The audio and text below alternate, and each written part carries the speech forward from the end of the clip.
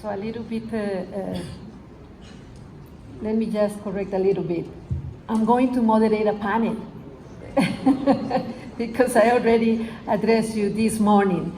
So, Cabinet Secretary, Minister of Tourism and Wildlife, Dr. Alfred Matua, thank you for being here with us and for your support. IUCN President, dear Razan Al-Mubarak, former IUCN President, Bali Musa, dear members, colleagues and partners. Habari ai asu buhai. Good morning.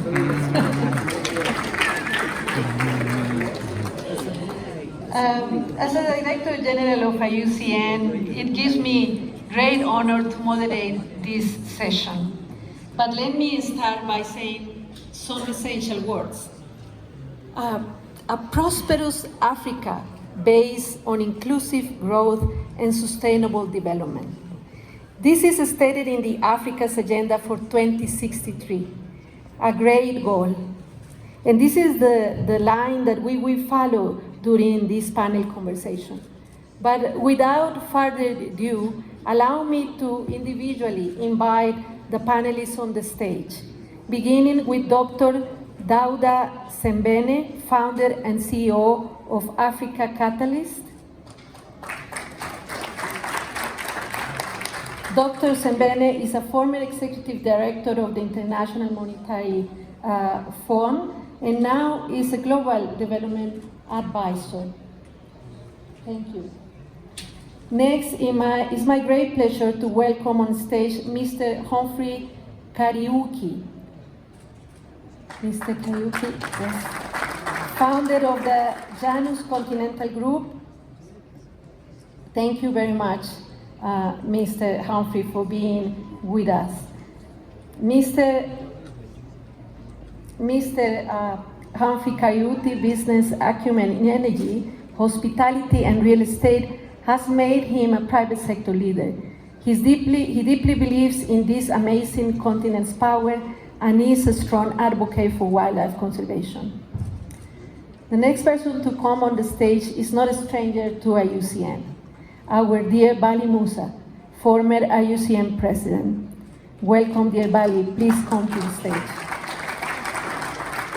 Aside from being the former IUCN president, Mr. Musa played a key role in South African freedom struggle, working closely with Nelson Mandela and serving later as Minister in Constitutional Development and then as Environment Minister of South Africa. He has been also IUCN first president from Africa.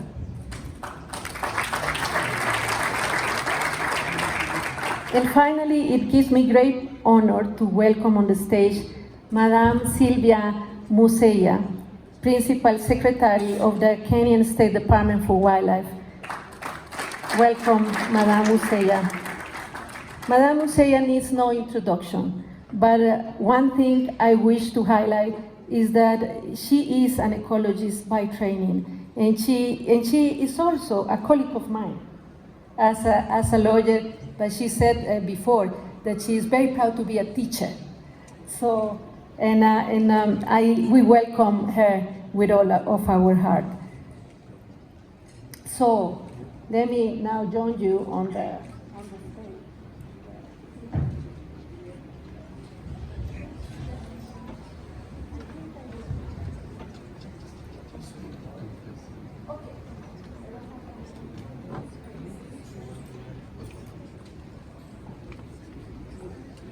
I don't have a microphone, so let me go back here to get my microphone.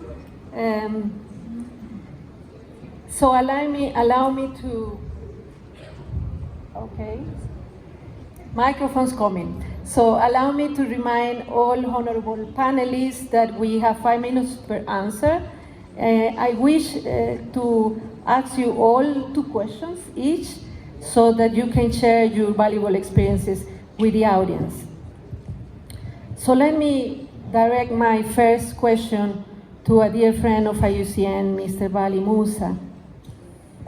Mr. Musa, you have successfully held leadership roles in environmental conservation, including serving as the first African IUCN president, as I just indicated, and as a politician at the highest levels of government in South Africa.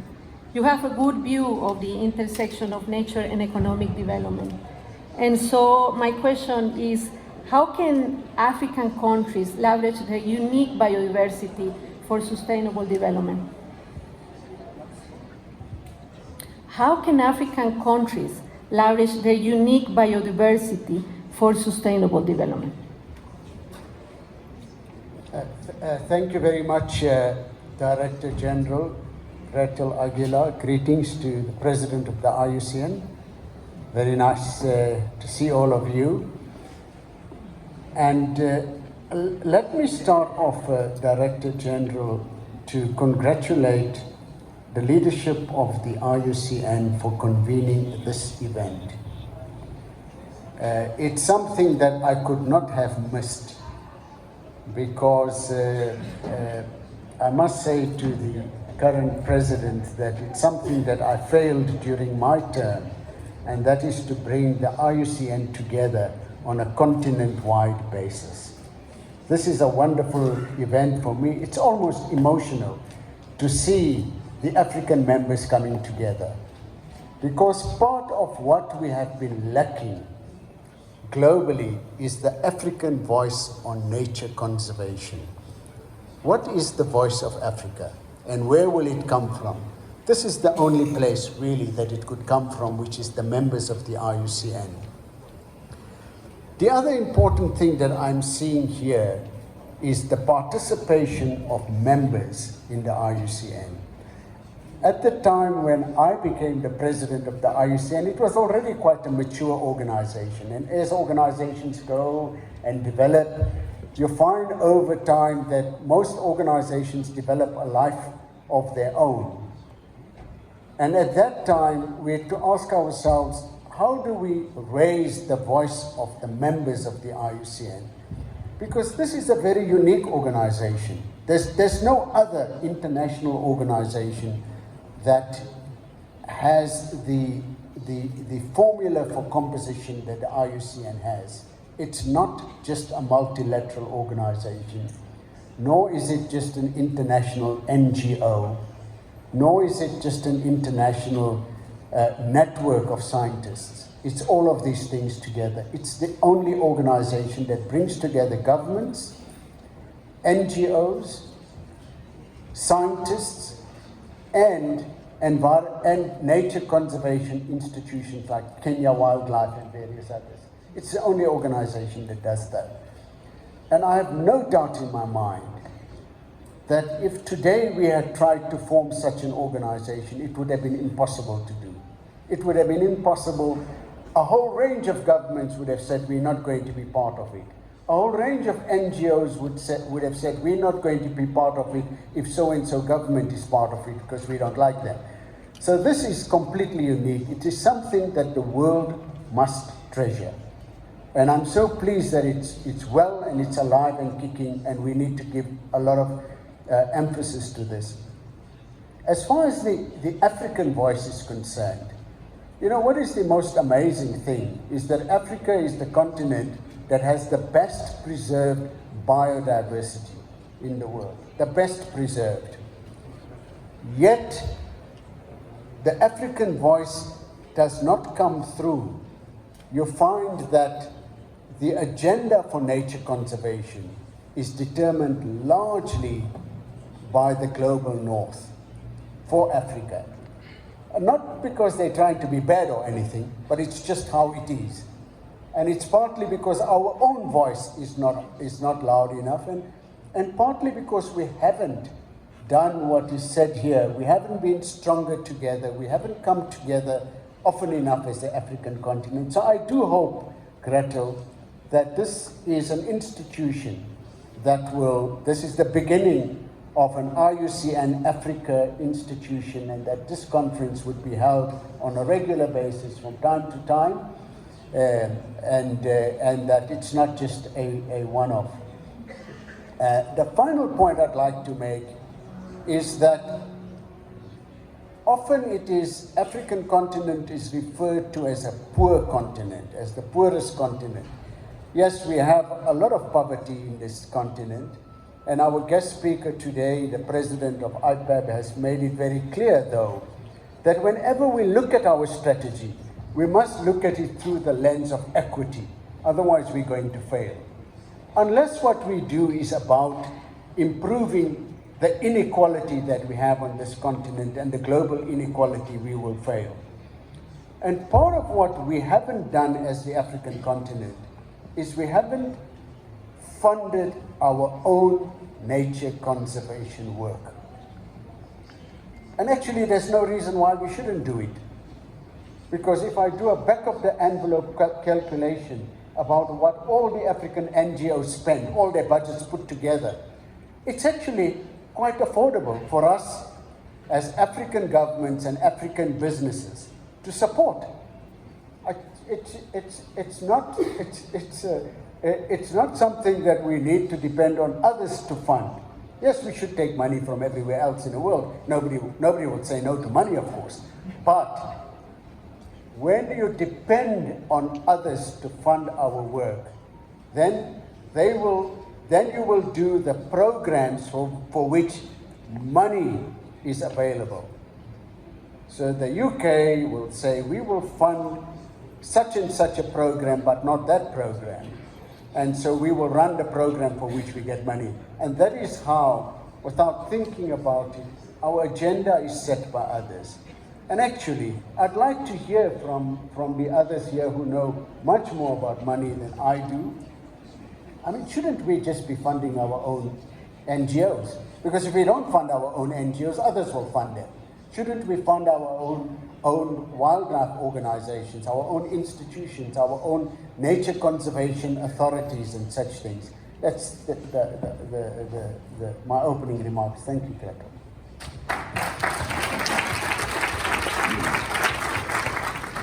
Thank you very much, Mr. Musa, for those inspiring words that will help us to start this conversation. So thank you very much. Now let me go to Madam Museya.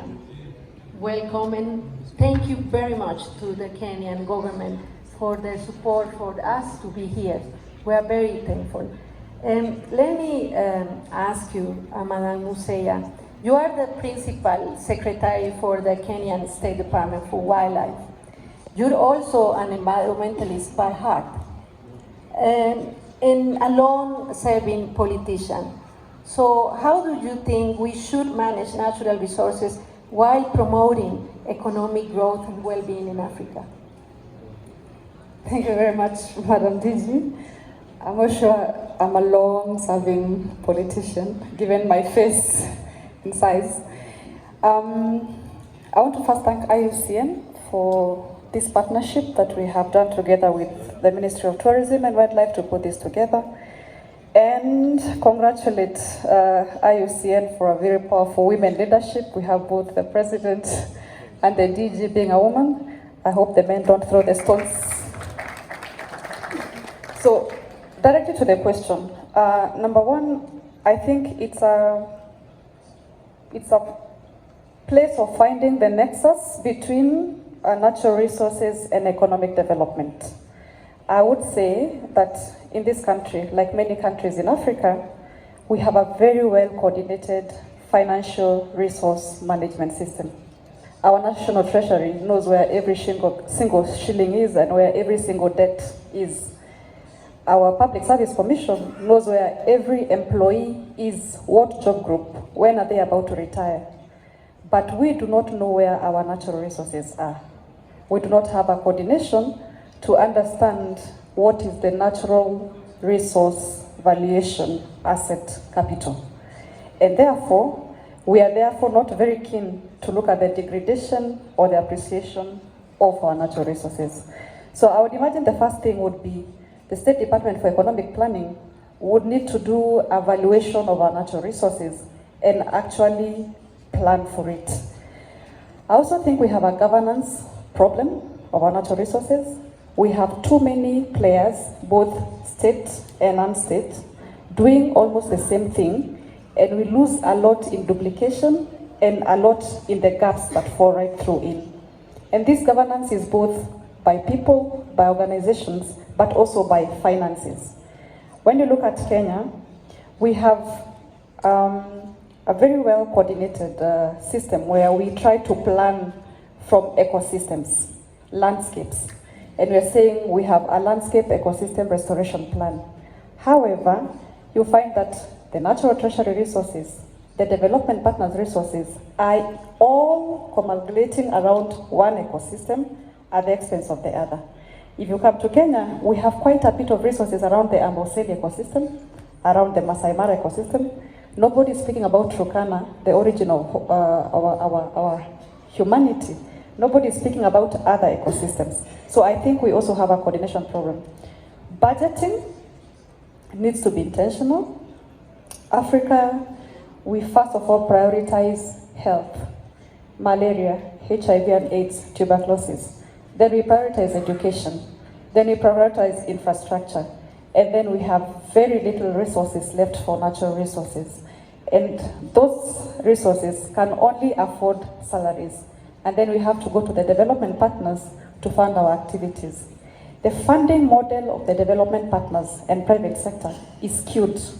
When you look at how it is done, you realize that one, we have consistently refused to fund indigenous peoples and local communities who are at the ground conserving our biodiversity. We've also many times refused to fund government institutions. You fund, I was looking at how much money has come to Kenya for conservation. How much money actually lands to the Kenya Wildlife Service is very little. We fund some NGOs in between here, and then the funding, the amount of money spent on administration, consultancies, meetings, just goes to over half of the budget. Very little finally goes to it. So we need to speak about that. We need to speak about community-based natural resource management. That communities must be at the center and heart of conservation. And therefore, we'll speak about benefit sharing, we'll speak about access rights, we'll speak about free, prior, informed consent.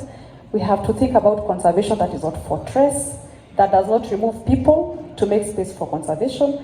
Otherwise, human-wildlife conflict, for instance, will continue to be there.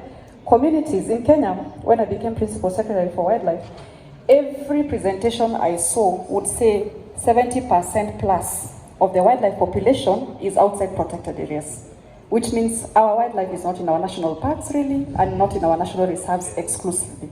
It is the communities. So these communities becomes our biggest partners in terms of making space for conservation. We have lost critical corridors. We need to go back to landowners and tell them, this is a corridor, but you have a title deed to it. What can we do together?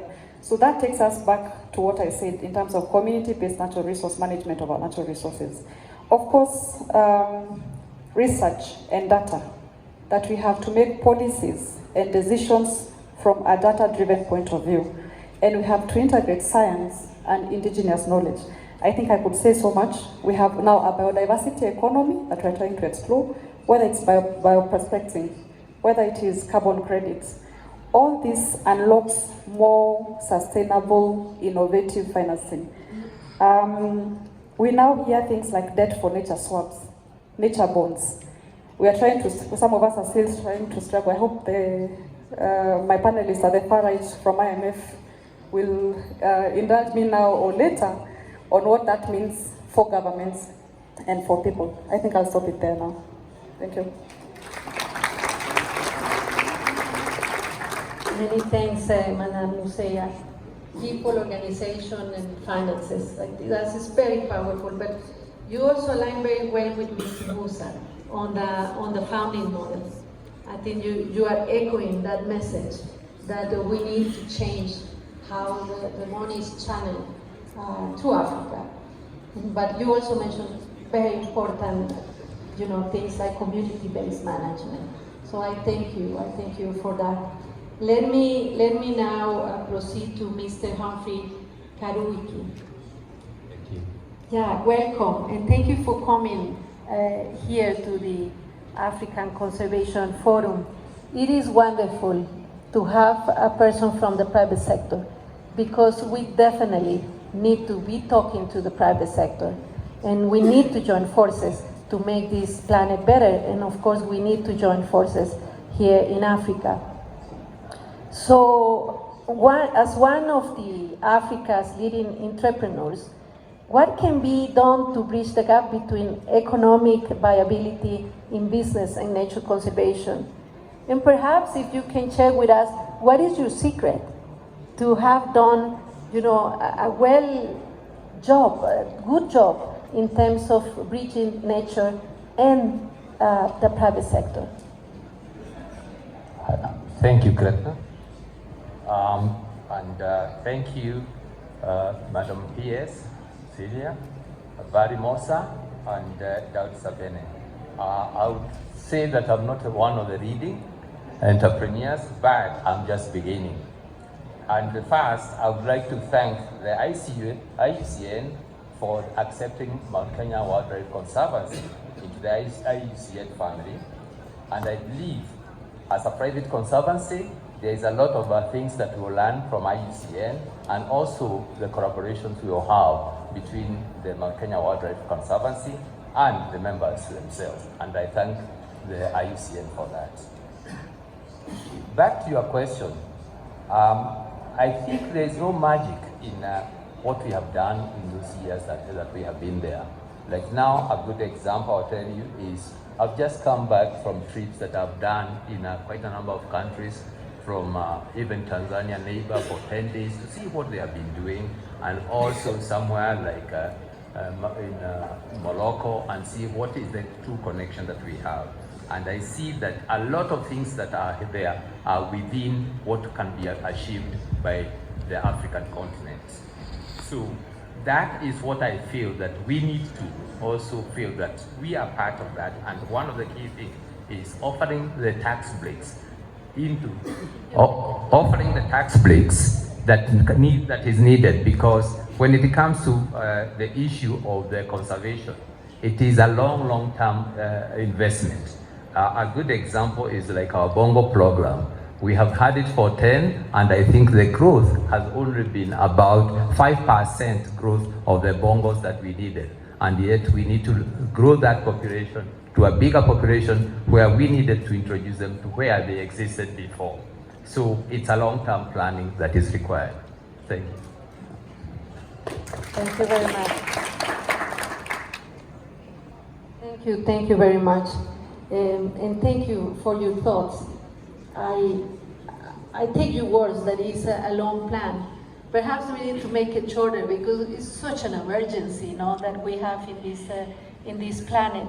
But thank you very much. Private sector plays a key role in the construction of a better planet, and for sure IUCN is committed to continue working with the private sector. And thank you for joining IUCN.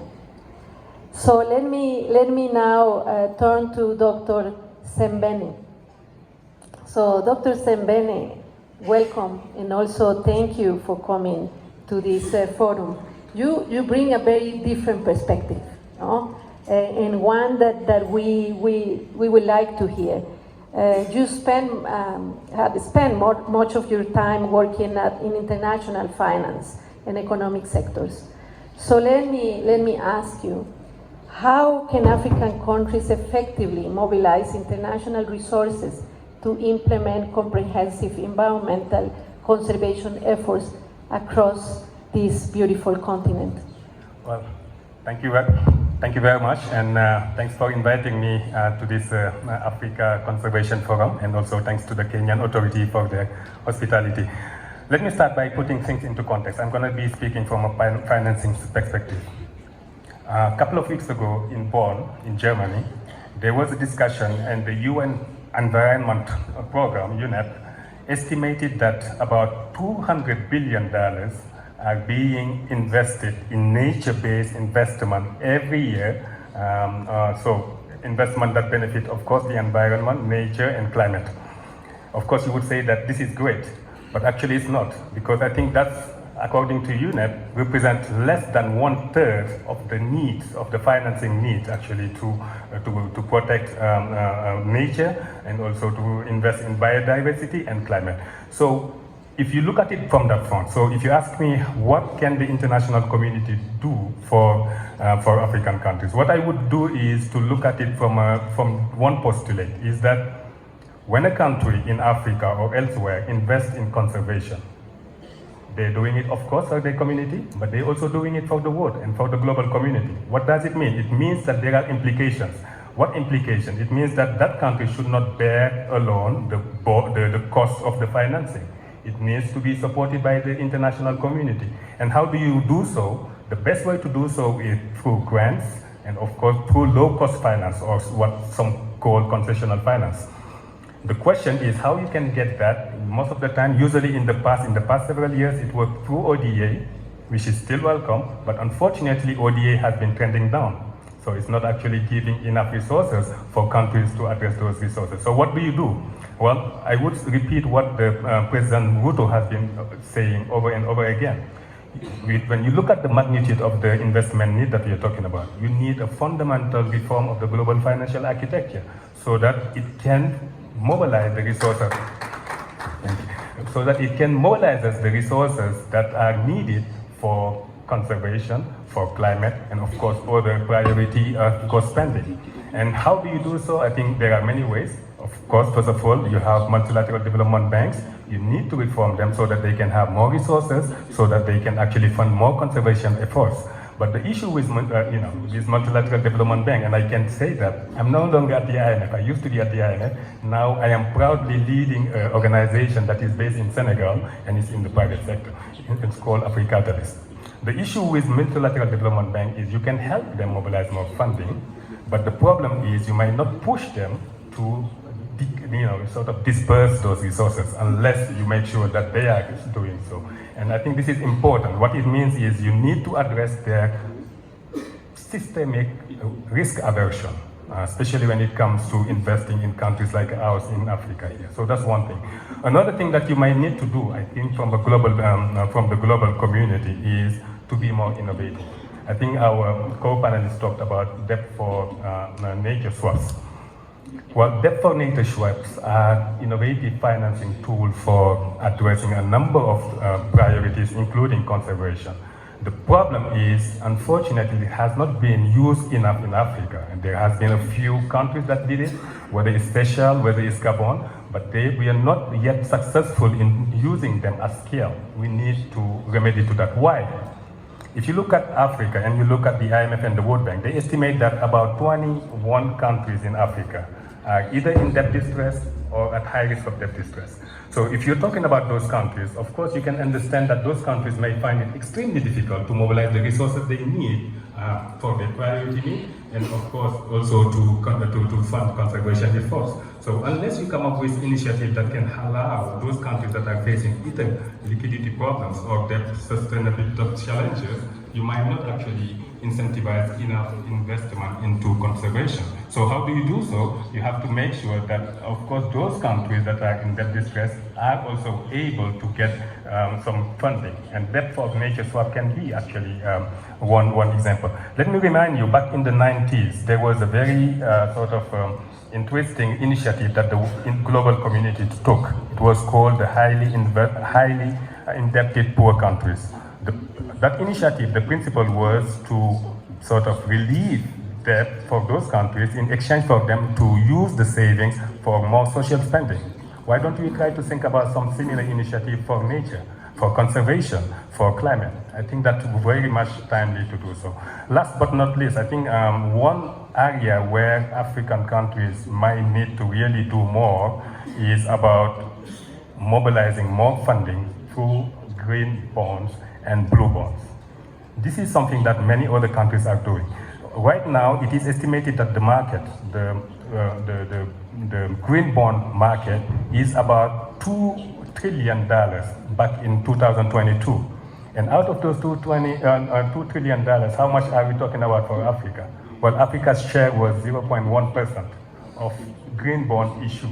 there is so much scope for actually increasing that share so that countries can be able to mobilize more innovative financing for this conservation effort. I think this is critical, this is timely, and this is urgent. And I would hope that the countries would be really pushing and think more seriously about how to really use those innovative instruments to mobilize more funding for conservation. Thank you. Thank you very much, Mr. Sembene. I mean, we want you in IUCN. I think that, we have been talking about this innovation that you just mentioned. But I think that the conservation movement is just not there. And we have a lot to learn so that we can move forward and really use these new tools, these instruments. Some of these instruments, like swaps for nature, are not new. We just need to use them better. But thank you very much, because it's very, very important to say that we don't have the resources that we need to conserve this planet. The resources are somewhere else. But I totally agree with you that we definitely need a new global financial structure, because currently it's not working. But thank you very much for your message. Let me now go to the second round of questions. And let me start with Mr. Karuiki. So, Mr. Karuiki, as an African businessman, what is your message from Africa to the private sector, to governments, and to the conservation community? Thank you, Grethel. Yeah, I think for ourselves, I'll talk from what we have been able to get it from our practical experience. One of the things that you must, when you are getting into this side of the business, you must think of a long term. It's not a short term. It's a long term investments that you are making. And one of the things is, how do you merge the sustainability of your business? And one of the key things that I've seen always is the tourism, how the tourism helps to be able to bring in the trickle of the businesses in the economic effect. One of the key things, how do you create these jobs to the communities? Because without the community, as Madam Pierce has said, most of the parks are within the community. So how do we bring the community to be part of us?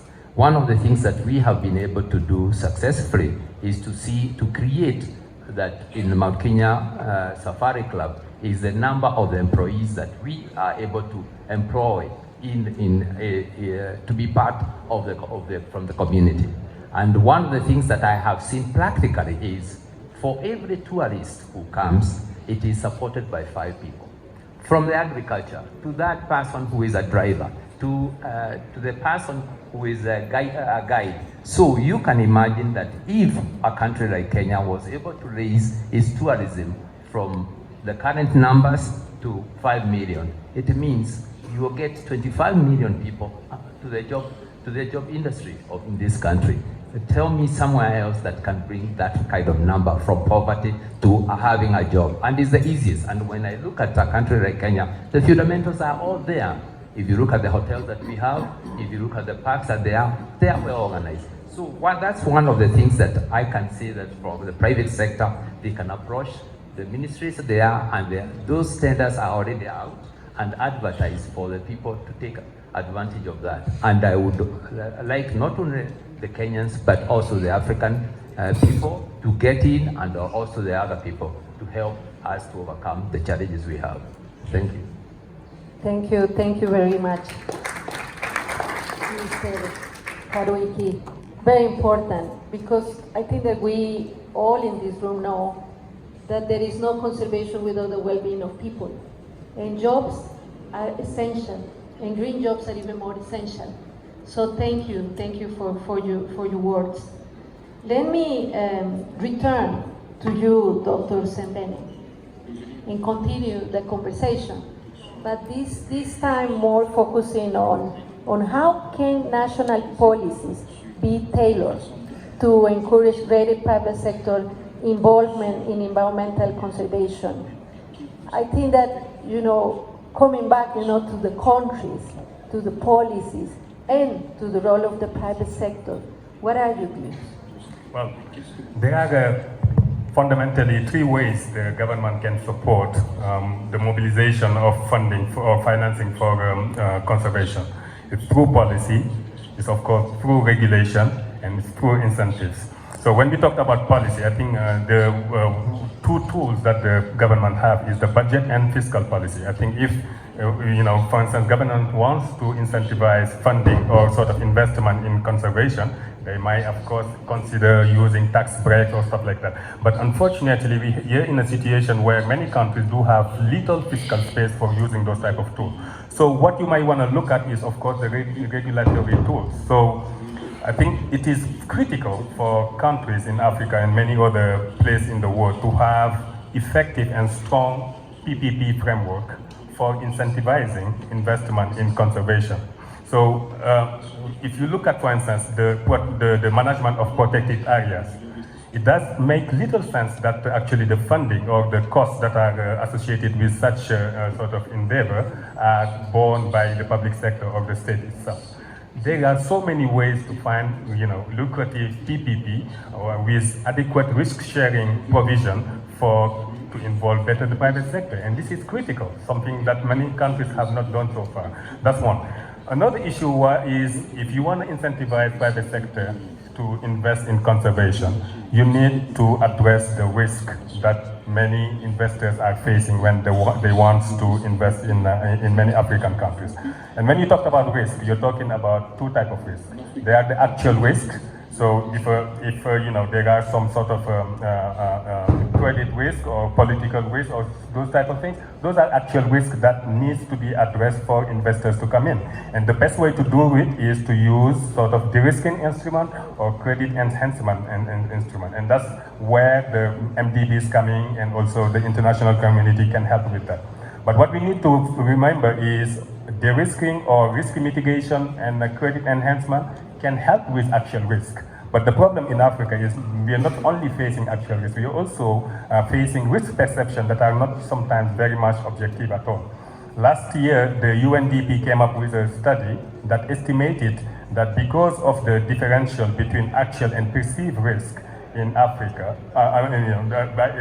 by credit rating agencies, African countries was paying $74 billion more in debt service because of that gap, that differential that is due to the subjectivity that affect the credit risk assessment by big credit rating agencies. This needs to be addressed, and the best way to address it is to put more transparency and accountability for credit rating agencies, but also to empower local credit rating agencies in Africa so that they can also do a good job. I'm not so sure creating new credit rating agencies by African state would help, but at least there are some private credit rating agencies that could be empowered and supported. That's one. Another way to sort of involve more private sector is to operationalize Article 6 of the Paris Agreement. When we talk about carbon markets, this is a good way to make sure that you can also involve private investors. Unfortunately, we are still running behind. There is not much done on that front. You cannot have effective carbon market if you don't solve the carbon pricing issue. It doesn't make sense that the same carbon is priced, let's say, 10 times less in Africa than in Europe or in the US. You need to address that issue. Another issue that you need to address is, I think it has been said by the minister earlier in his intervention, you need also to give value to natural asset and capital. I think so that it can also benefit those countries like Kenya that have sort of natural park and forest and that protect them to help sort of protect the environment. They also need to get something out of it, and I think this is critical. And my final point, I think, to really on this one is, if you really want to make sure that the private sector is involved, you need also to have feasible and bankable green projects. That's unfortunately a problem in Africa. Many investors would tell you that they want to invest, and there are so many opportunities for green investment around the world. But I guess sometimes the problem is finding some bankable project on the continent.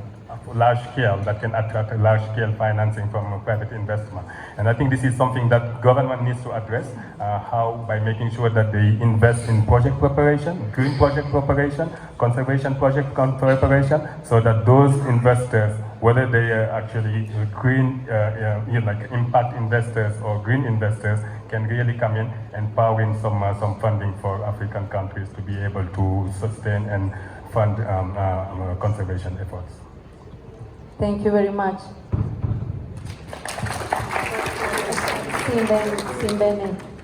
Investments in conservation. I think we all want that. And of course, we have to walk the talk, reduce risk, and of course, talk about the value of natural resources. That of course, it's not just natural capital, but also it has an intrinsic value. So to put those two worlds together, I think it is very essential for everybody in this planet. Let me now move to Mr. Musa. And so, Mr. Musa, you know, in Africa, and you know this better than me, you have this amazing energy of young movements and people full of ideas, full of energy. It's amazing. I mean, this is happening across Africa. But then, how can we ensure that the future generations in Africa inherit a rich and biodiverse continent? How can we ensure them a future that is, you know, is sustainable, the future that they can embrace and continue to grow?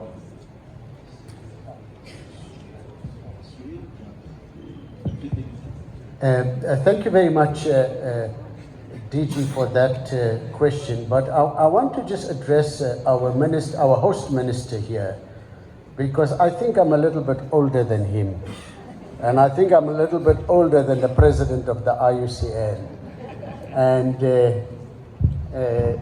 And I'm not on the IUCN Council, and I'm not in any government. So I don't really understand protocol.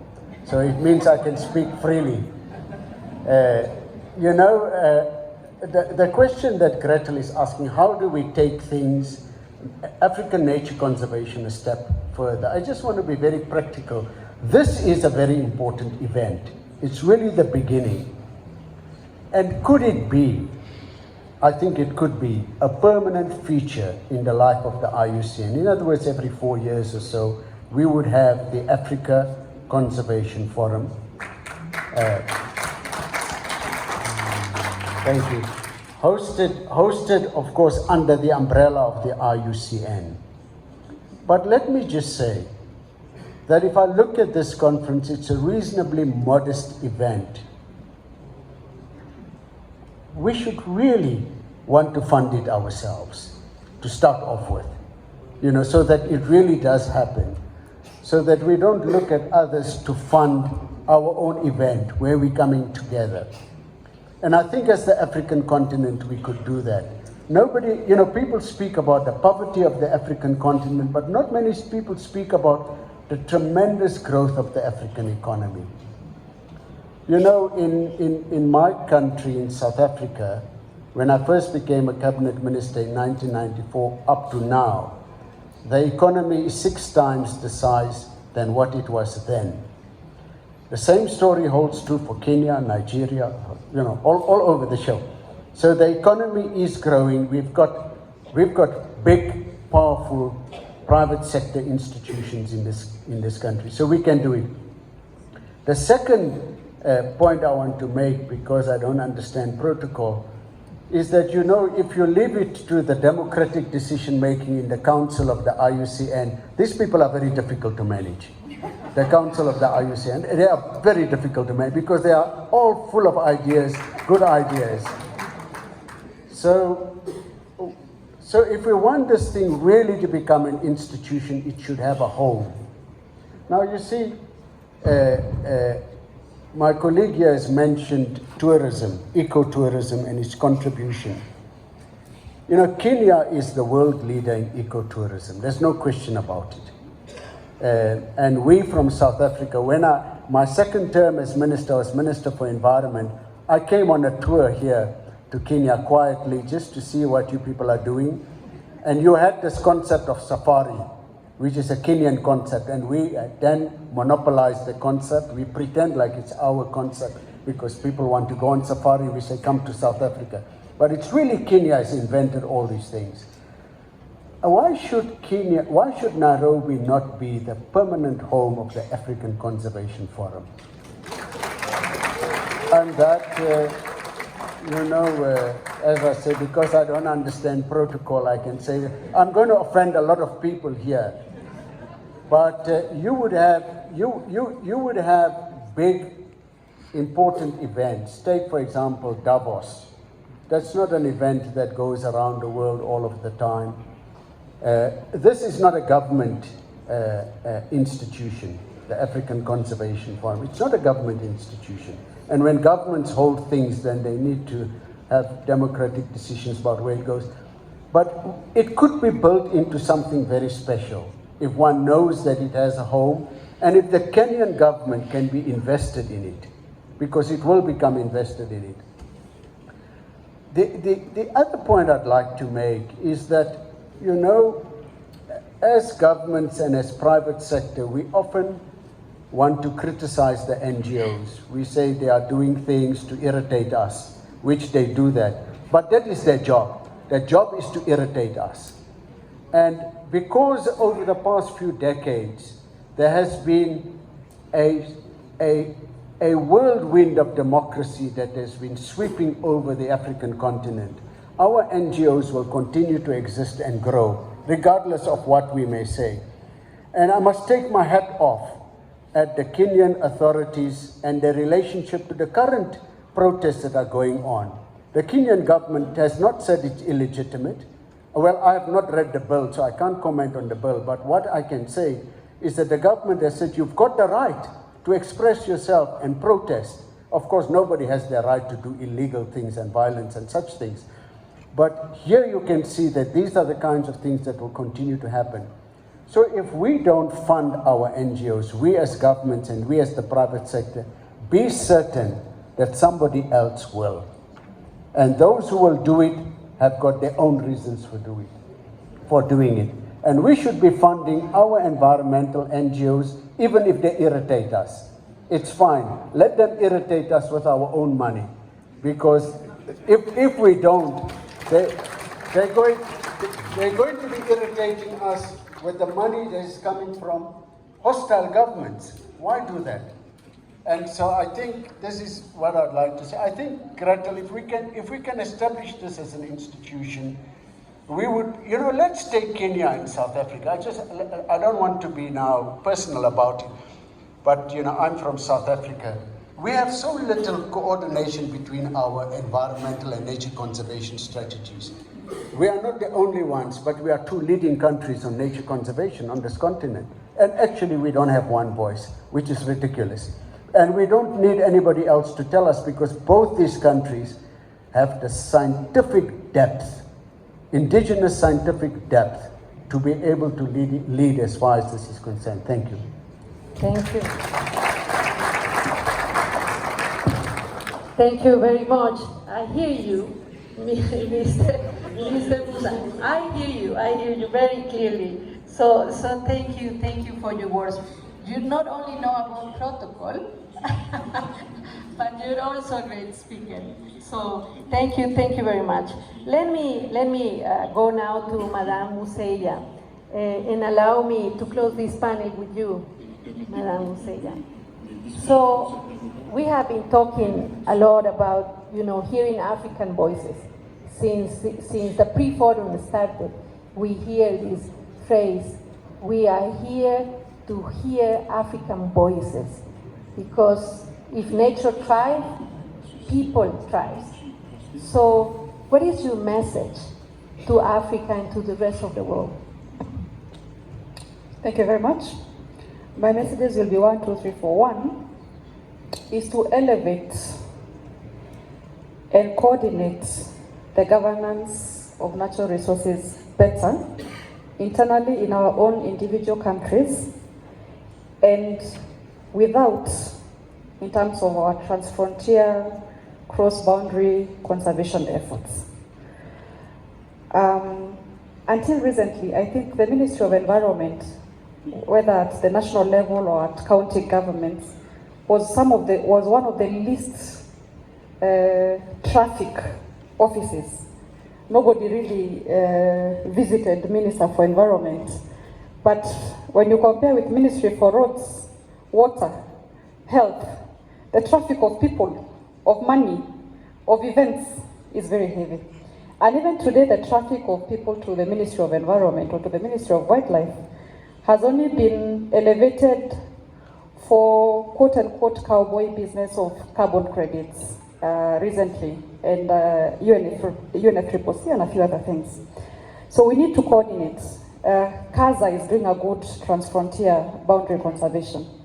In the same spirit, number two, we need to learn to speak in a unison voice. I'm afraid to say in one voice, but in some sort of rhythm that rhymes as an African continent, and take the African position to UNFCCC, to CBD, to CITES.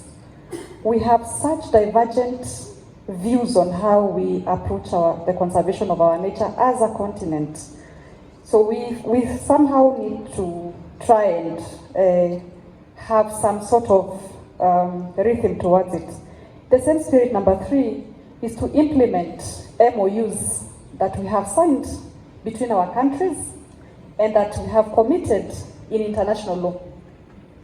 You remember that every week my CS, Alfred Mutua, is being reminded that we need to conclude with the Attorney General an MOU on conservation with Ethiopia, with Zambia, with Nigeria, ahead of the President's visit that is coming up in July.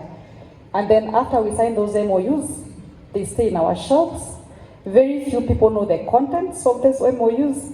Even the ones of us who sign in high-level government depend on our legal officers to tell us, yes, you can go ahead and sign.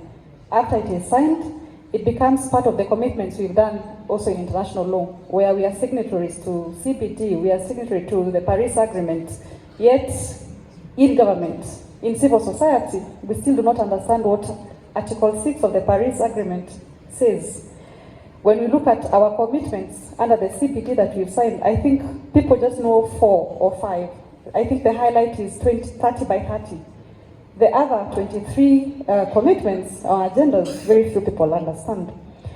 We have to look at the place of youth, indigenous communities and local communities, IPLCs and youth, because we have a youth problem across Africa. The unemployment rate is high. Is a trigger for some of the problems we are facing today as a country, and that some of you have faced and others are about to face. So we need to know how to engage our young people. Young people need to wake up in the morning and go to an application platform we have as a government called Jazamiti. Jazamiti is Fill Your Tree. We have a 15 billion tree planting campaign as a government. We have an application that's supposed to monitor it. But for as long as young people wake up in the morning and go to WhatsApp and TikTok and Facebook, and they do not interact with nature, conservation education and awareness programs in schools, most of them stopped or stalled. We do not have a youth that is awoke to the importance of conservation of nature. They do not understand it. They do not relate with it. And therefore, all the efforts we do as NGOs, as governments, as long as the young people do not relate with it, then we are not moving in tandem. I think we also have to place research and data in a very important pedestal in terms of how we do our conservation. And to the research scientists in the room and research institutions in the room, it needs to just stop being about ecology, connectivity, biodiversity, endangered and threatened species, red list. It needs to be that, but it needs to be more. What are the other social economic research data that is very keen and very key to conservation? In this aspect, we would be wondering, we have a bushmeat problem in Kenya. Do we correlate taking of bushmeat to zoonotic diseases? Is that one thing that can then trigger people to stop doing bushmeat? Do we correlate tourism, ecotourism, which we are drive as a country, to benefits and then accrue to the communities that support the ecotourism within our countries and within our communities?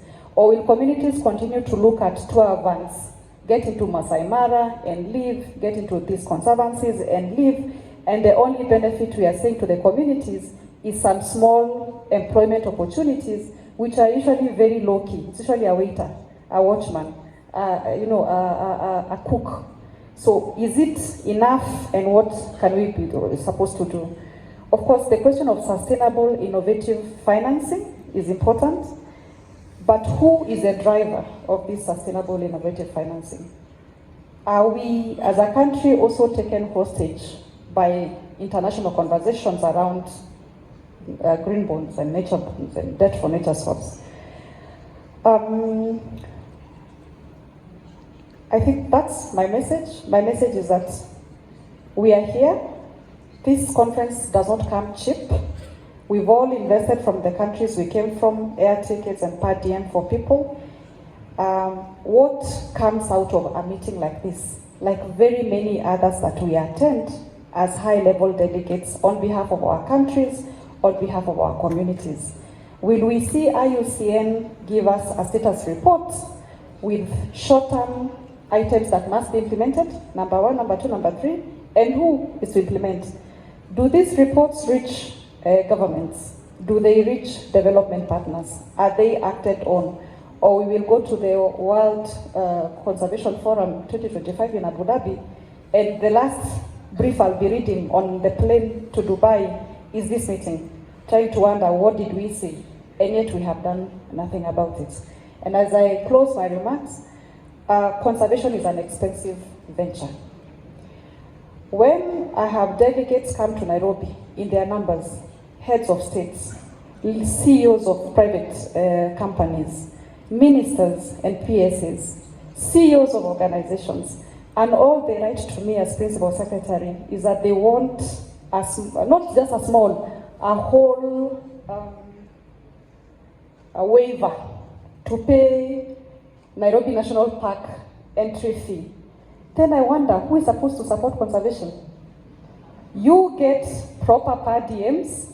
You do not ask for a waiver for the bill at the hotel or for a drink around town in the evening, but you want us to waive for you of a visit to Nairobi National Park.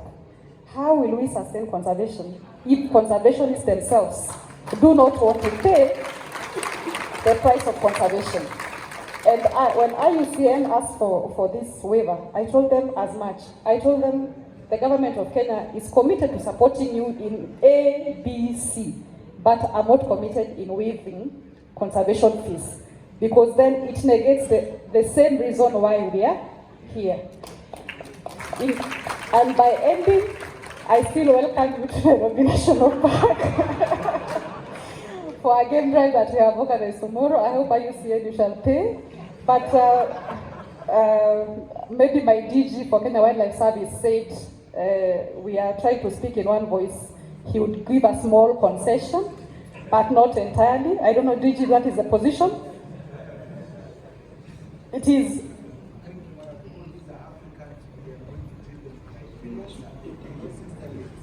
So you have a citizen rate, but at least there's some rate.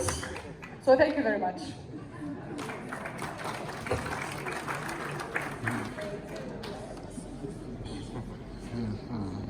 Thank you very much, Madam Museya. I hope that we're not starting a negotiation here. But thank you very much for your very clear messages about international conventions and bringing that to the national level, but more importantly to implement it together with the people, and of course the need of research and data. So with this, let me, before we finish, give a few thanks. First of all, thank you to all the panelists. We have gone from finance to the private sector to the IUCN heart and what we need to do in Africa and IUCN. to, of course, the very clear words of Madame Museya here in Africa and in Kenya. So thank you very much. Please join me with a round of applause. And before we finish, let me just thanks once again the Ministry of Tourism and Wildlife, the Hempel Foundation, the Climate Subnational, and many others that have made possible this forum. So thank you very much for all. And now is the time for a picture. So thank you very much.